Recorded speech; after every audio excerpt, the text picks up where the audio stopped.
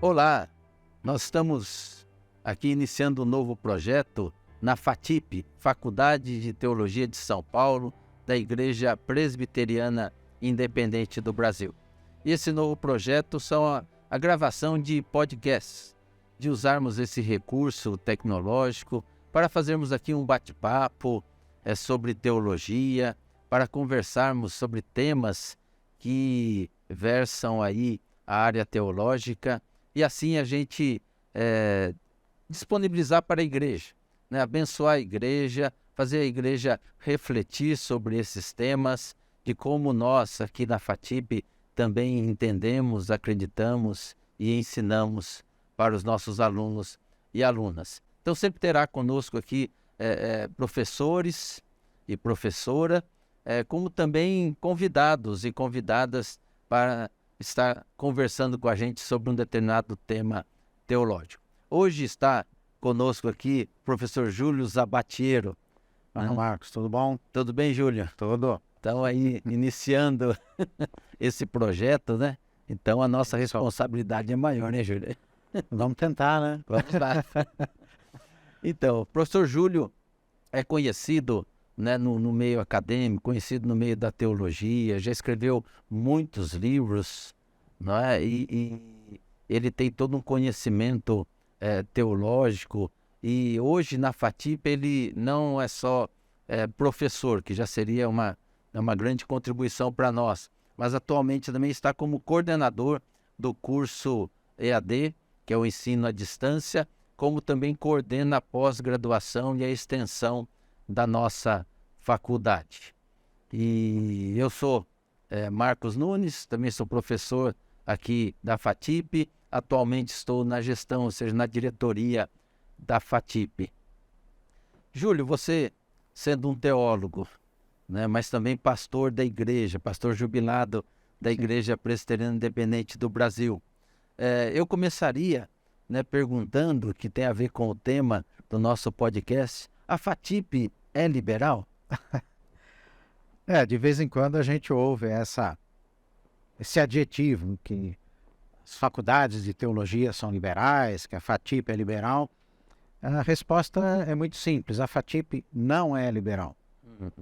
Por que ela não é liberal? Primeiro, a FATIP não é liberal porque nenhum de nós, professores, professora, aqui da FATIP, acredita na chamada teologia liberal do final do século XIX, começo do século XX.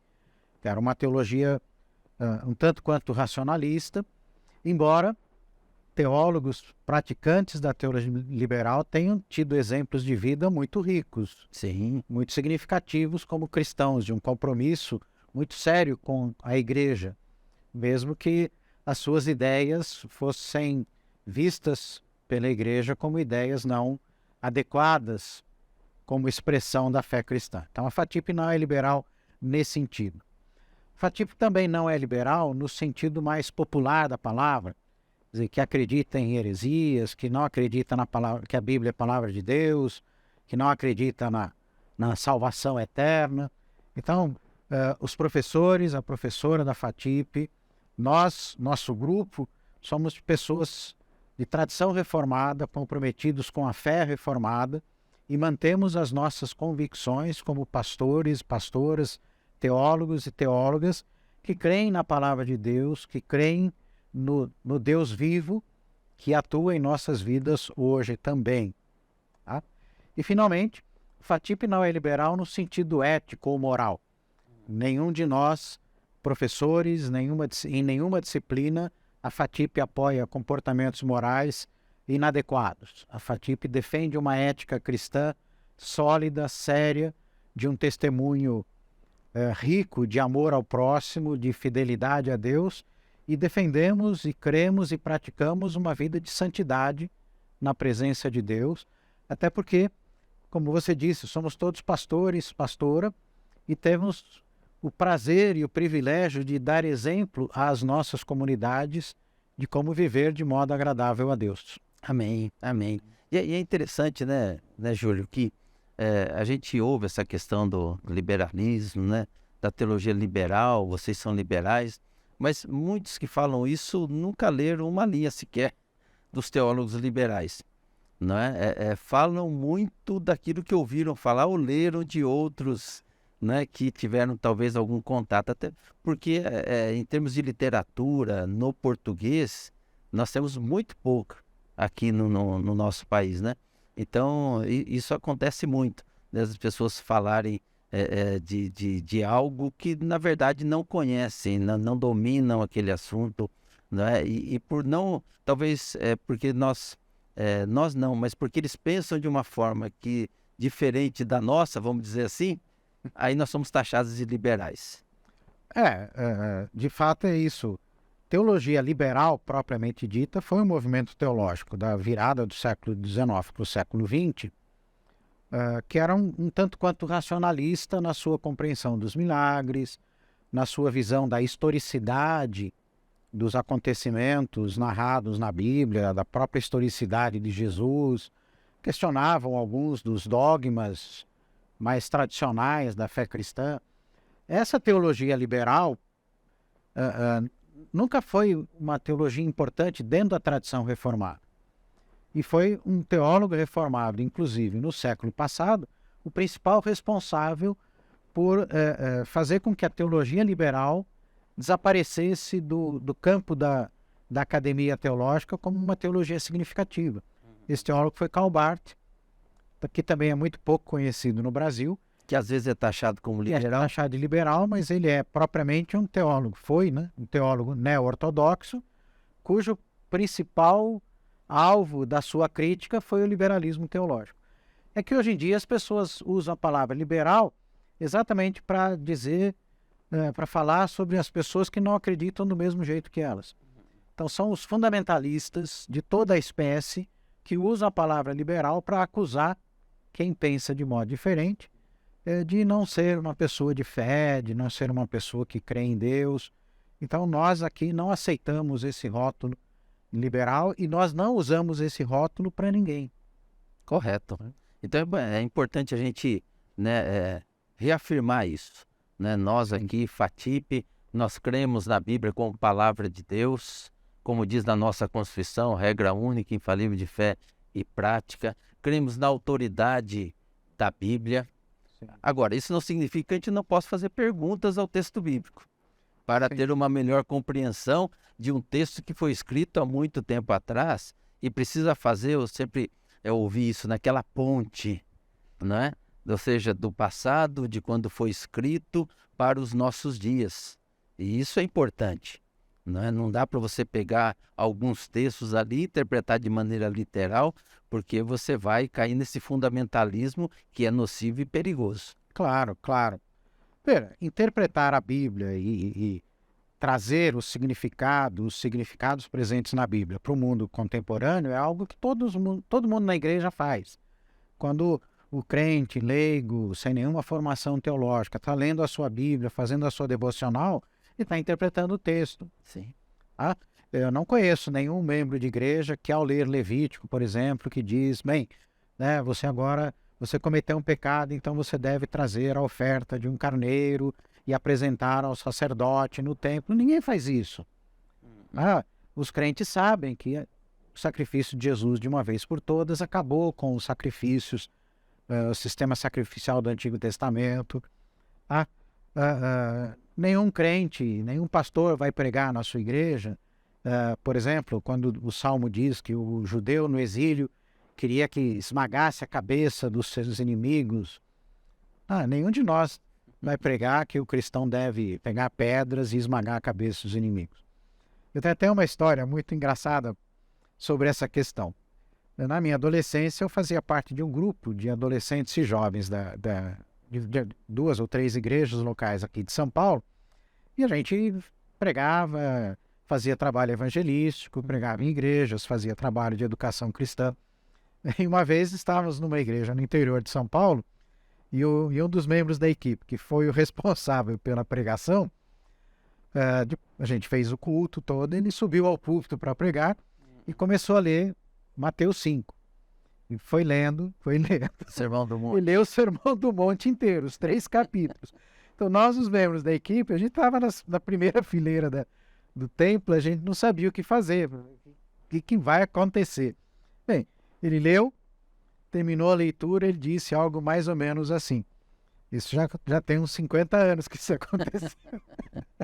Ele disse mais ou menos o seguinte: este é o sermão de Jesus. Eu jamais poderia pregar um sermão melhor que o de Jesus. Boa. Quer dizer, se você acha que a Bíblia não precisa ser interpretada, então não precisa pastor, não precisa Só ler o texto. professor, é só ler o texto.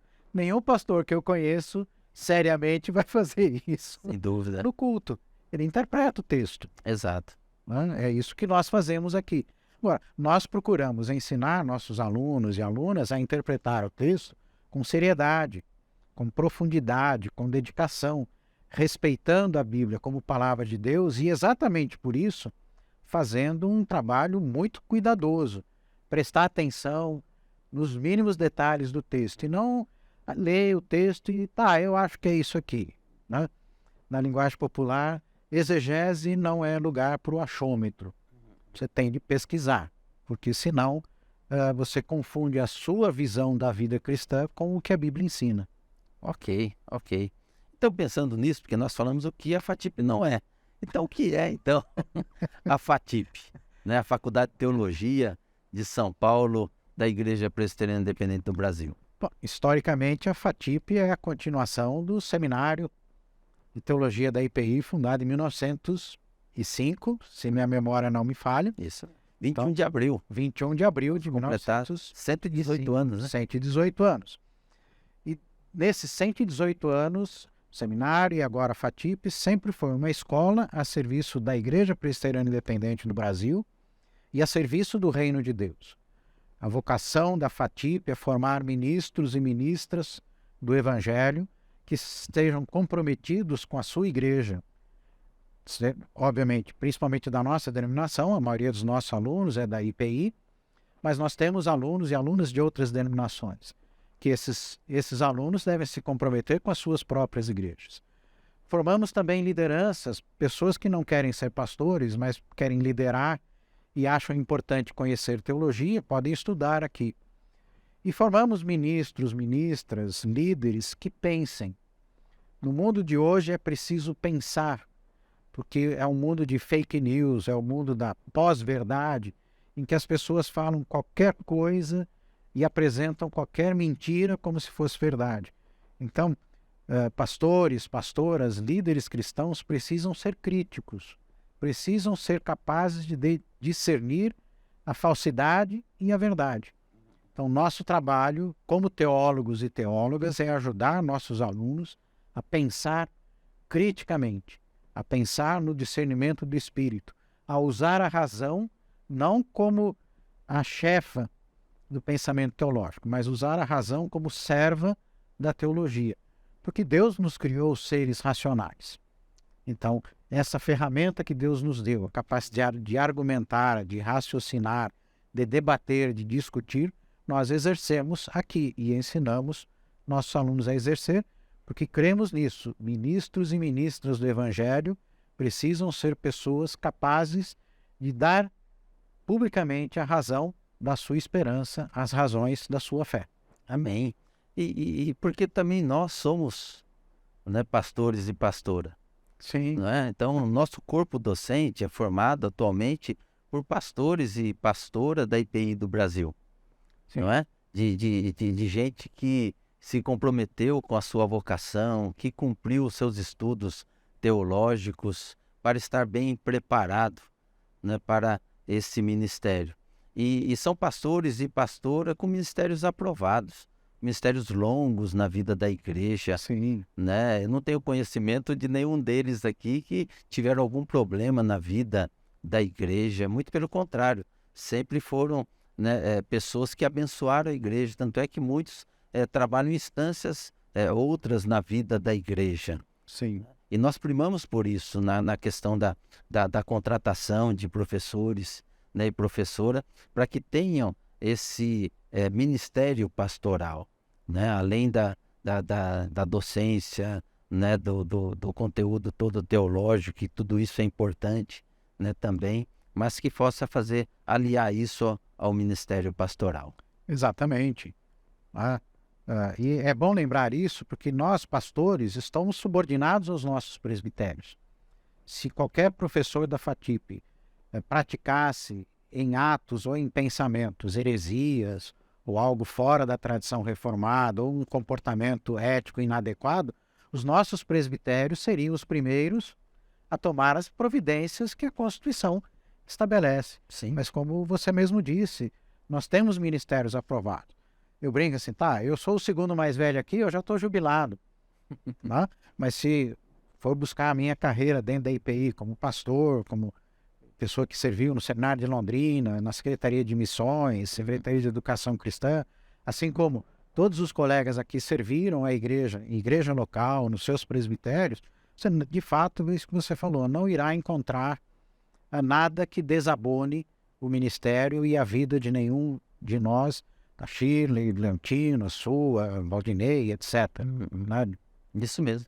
E a FATIP, ela é uma faculdade confessional, claro, mas uma faculdade de tradição reformada.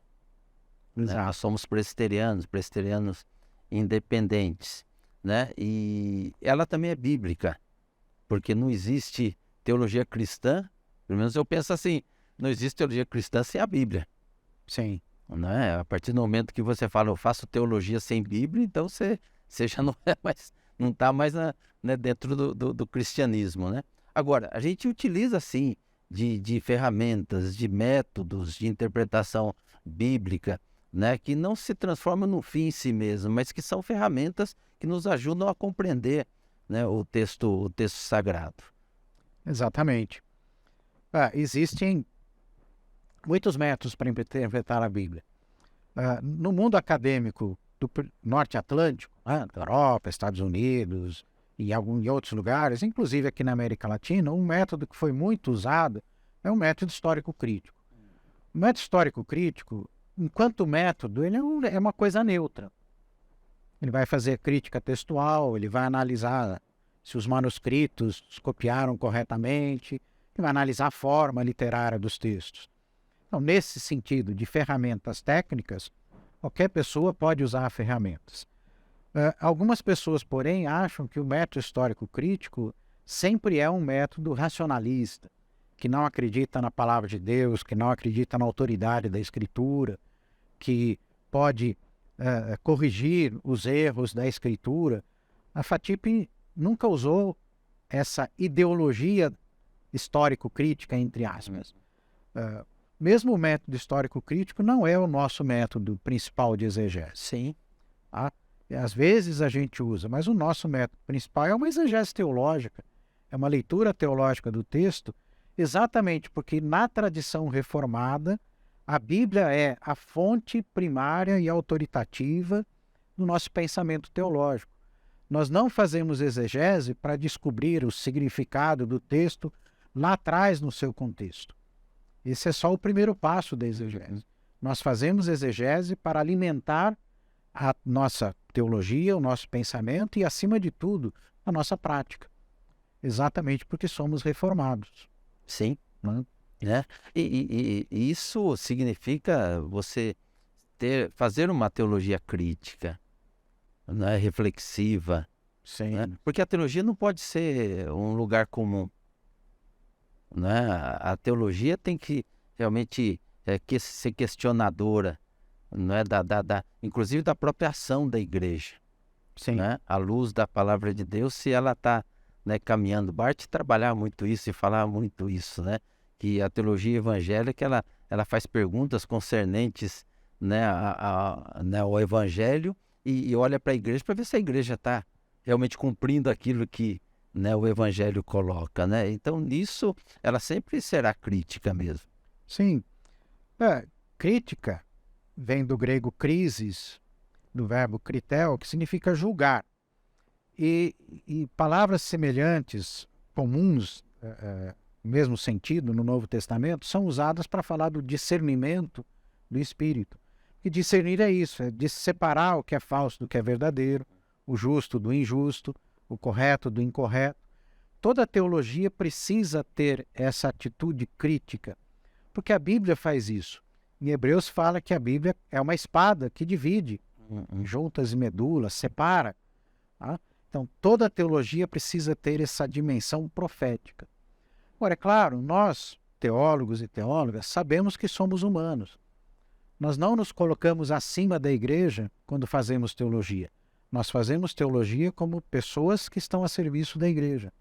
Assim como um pastor tem o dever de exortar a comunidade quando ela erra, assim como um membro da igreja tem o direito de exortar um líder da igreja quando ele está em erro e em pecado, a teologia tem essa função. E a gente não precisa ter medo dessa função. Até porque pastores e pastoras fazem teologia o tempo todo. Sim. Tá? O problema é quando um pastor, uma pastora faz teologia mal feita. E, infelizmente, isso acontece. Eu creio que são poucos os pastores e pastoras da IPI que não têm a disciplina necessária para fazer bem o seu trabalho. Mas pode acontecer, somos humanos, os professores também podem falhar. Por isso, a atitude crítica, não racionalista, mas uma atitude crítica iluminada pelo Espírito é indispensável para a formação teológica. Sim. E pensando nessa questão de teologia, a própria igreja também, a sua base, faz teologia. Claro. Não é? Eles não têm o instrumental, as ferramentas que nós temos aqui na academia, mas eles fazem teologia também. Fazem. Não é? E cabe aí a liderança ajudar nessa caminhada, nesse fazer teológico da própria igreja, né? Que claro. É um fazer teológico pé no chão, né? Ou seja, daqueles que estão ali no dia a dia. Eu acho que uma das coisas que na teologia latino-americana a gente aprendeu na virada do século passado para cá, é isso, que a teologia acadêmica ou profissional, ela não é melhor do que a teologia que os membros da igreja fazem no seu dia a dia. Ela é diferente. Ela tem ferramentas diferentes, mas é a mesma atividade que o membro da igreja faz. Então, se um membro da igreja estudar, ler, pesquisar, ele vai fazer a mesma coisa que nós fazemos. Sim. Quando uma pessoa leiga, entre aspas, ensina na escola dominical, lê o seu texto bíblico, faz a sua devocional, está fazendo teologia. Tá? Então, o que nós fazemos é o que qualquer pessoa na igreja faz, só que nós fazemos com mais disciplina, com mais rigor, fazemos com mais tempo, estudando mais, lendo mais, pesquisando mais, porque a igreja exige isso de nós. Ao nos colocar como professores e professora na faculdade de teologia, a igreja está dizendo para nós, estudem, levem a sério a vocação teológica de vocês, não ensinem de qualquer jeito. E nós levamos muito a sério e estudamos muito. Isso. E eu gostei daquilo que você colocou. A questão, né, que é colocada é que nem sempre a gente deve definir isso certo e errado. Às vezes é diferente só. Né? Nós somos muito maniqueístas, vamos dizer assim, né? Certo, errado, bem, mal, né? Aquela coisa toda. Então, por isso que a gente tem que estar aberto a esse diálogo. Exato. Né? Esse diálogo, né, entre nós aqui, né? Porque nós também não concordamos em tudo. Sim. Não é? É coisa normal, né? É natural isso, né? Assim como também na vida da igreja, né? Isso acontece. Isso é bom, isso é salutar, esse diálogo, a gente se abrir para aprender com o outro. E não ver o outro como um inimigo porque ele pensa diferente de mim. E aí é uma questão, né, do fundamentalismo, né? O fundamentalismo ele não consegue abrir-se para o diálogo. Ele sempre vai taxar o outro como sendo o nocivo, o ruim, porque pensa diferente. Exato. E para o fundamentalista, eu percebo assim que ele, a causa dele é maior do que a missão. Então, para defender a causa dele, ele não tem escrúpulos, entendeu? Para manchar, para destruir, né? É aquele que é diferente e que pensa diferente dele, simplesmente porque pensa diferente.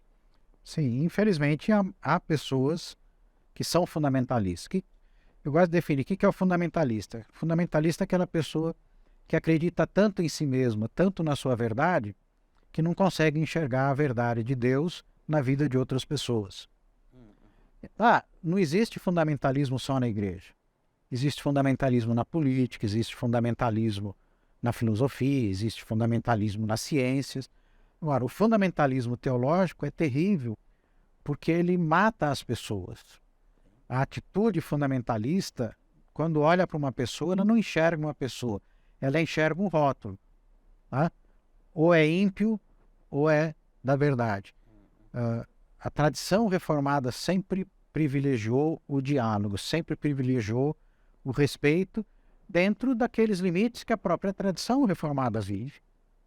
Tá? Então, a pluralidade de opiniões dentro da igreja é bem-vinda, porque essa pluralidade estabelece diálogo, e no diálogo a gente aprende. Eu acho que o maior erro que um professor de teologia pode cometer, por exemplo, é deixar de aprender. Sim. É achar que agora eu não preciso ouvir mais ninguém. Ler só os livros com que a gente concorda. Eu tenho 40 e poucos anos de ensino teológico e eu continuo lendo diariamente. E eu não leio só os livros de autores com quem eu concordo. Eu leio livros de pessoas que eu nem conheço. E às vezes descubro muita coisa importante que se eu ficasse só vamos dizer assim, na minha biblioteca tradicional, eu jamais aprenderia. Sim, ficaria acomodado, né? Sim, Eu costumo dizer que eu gosto de ler aqueles que me provocam, claro, né? Para eu sair, inclusive, da zona de conforto, exato. né? Porque é gostoso você ouvir só aquilo que te agrada, aquilo que você concorda, né, com ele. Mas é importante, é salutar para o crescimento, né? Que a gente leia, né, de tudo. Sim, Como Paulo diz, né? Reter o que é bom.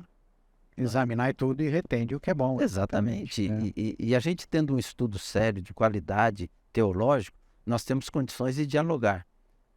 Temos condições de discernir, né, aquilo que nós podemos realmente, né, trazer e acrescentar no nosso ministério e aquilo que não. É verdade. Né? Então, eu acho que a teologia nos ajuda muito nisso, né? E o fundamentalista tem uma coisa, também queria falar que o fundamentalista, ele não importa o que o texto diz, o que importa é o que ele acredita. E aí, eu tenho até uma charge que, aí falando do fundamentalista, né, geral, né?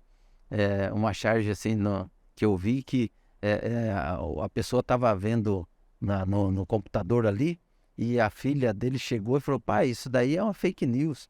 Ele falou: mas como é que pode ser mentira se eu acredito nisso? Não é? Então é isso. Não está aberto, né, a aprender, entendeu? A refletir, reavaliar, né? Mas se ele acredita, então aquilo é o certo. E aí morre toda a tentativa de diálogo. E aí isso, né, acaba com a igreja. Exato. A igreja. Então é isso, né? Antes de terminar, eu tenho uma pergunta que é importante fazer para você. Olha lá. Você precisa explicar, como diretor da faculdade, você precisa explicar para a igreja, para quem está nos ouvindo, para quem vai nos ouvir, mesmo que não seja da igreja. Afinal de contas, a FATIP é uma escola confessional ou não? Opa, boa pergunta, hein? Eu acho que isso, para mim, é uma coisa bastante óbvia, né? A FATIP, ela é uma escola de teologia centenária. Ela nasceu, né, da igreja para a igreja, um desejo desde o seu início, né, vem lá com Eduardo Carlos Pereira. Nós temos toda essa história ali, né, no site da FATIP. No seu nome diz, né, Faculdade de Teologia de São Paulo, da Igreja Presbiteriana Independente do Brasil. Nos nossos documentos, tanto no PDI quanto também no regimento interno, né, diz lá que nós somos confessionais, né, é uma escola teológica confessional. E é triste, para mim até é triste a gente ter que falar isso. Porque assim, tantos anos de história, formando tantos pastores e pastoras na vida da igreja, e de repente, porque entraram no site do EMEC, isso porque hoje a gente coloca ali no nosso site esse acesso ao site do EMEC, e algo que a gente não tinha notado, mas por um erro do MEC, saiu ali, confessional, tá? Não. E algumas pessoas usando isso, entendeu? Querendo desacreditar a FATIP como confessional. Não é o MEC que vai dizer o que nós somos, né? A nossa história, os nossos conteúdos, né? Aquilo que nós professamos aqui, né? Não só na FATIP, como também nas igrejas que nós representamos aqui junto da FATIP. Mostra a nossa confessionalidade, né? E já entramos com ofício para corrigir isso lá no site do EMEC, né? Se isso é problema. E aí fazer um convite para todos, né? Que visitem o nosso site. Nosso site ali tem a nossa matriz curricular, o nosso site tem os nossos documentos oficiais da FATIP, né? E tem esse acesso para o EMEC, mas, né, não fique ali perdido no EMEC, não. Olhe mais para o site da FATIP, né? E você vai conhecer, tá ali o corpo docente, né? O corpo discente, tá, os egressos. Ali mostra a nossa história de tanta gente que já foi formada aqui e que estão ali realizando seus ministérios nas suas igrejas, não só da IPI, como de outras igrejas também. Então, eu acho que a resposta sempre será essa. Somos, sim, confessionais, estamos a serviço da igreja, da IPI do Brasil, de outras igrejas, seja da Igreja de Cristo e também do Reino de Deus. É isso aí. É isso aí, Júlio. Amém. Obrigado, viu? Eu que agradeço, Né? Agradeço a quem está assistindo a gente aqui e dar um abraço para o pessoal que foi meu aluno lá no seminário de Londrina, né? E os que agora são alunos aqui, e essa turma grande de gente que está no pastorado há muito tempo aí, assim como muitos dos seus ex-alunos são pastoras aqui da nossa igreja. E é sempre um motivo assim de alegria, né? De orgulho santo, né? Pois é. A gente tivemos a formatura há pouco, aí, dia 11 de março, né? Muitos formandos e formandos, e a gente se sentir feliz de ter participado da formação teológica, né? Desses pastores e lideranças da igreja aí, né? Para os próximos anos. Nós já estamos na descendência, né? Mas eles têm muito caminho ainda a percorrer aí até que Jesus volte, né? Então, obrigado, viu? Tá aqui. Obrigado. A gente está iniciando esse projeto, né? E ficar o convite, né? Assistam, compartilhem, né? Do link aí para que outros possam assistir esse podcast, e nós estaremos disponibilizando outros professores e professoras da FATIP, como eu disse também, convidados que estarão aqui conosco, tá? Que Deus abençoe a sua vida, o seu ministério, abençoe a igreja que você participa, que Deus abençoe a FATIP. Grande abraço. Um abraço para vocês. Fiquem na paz.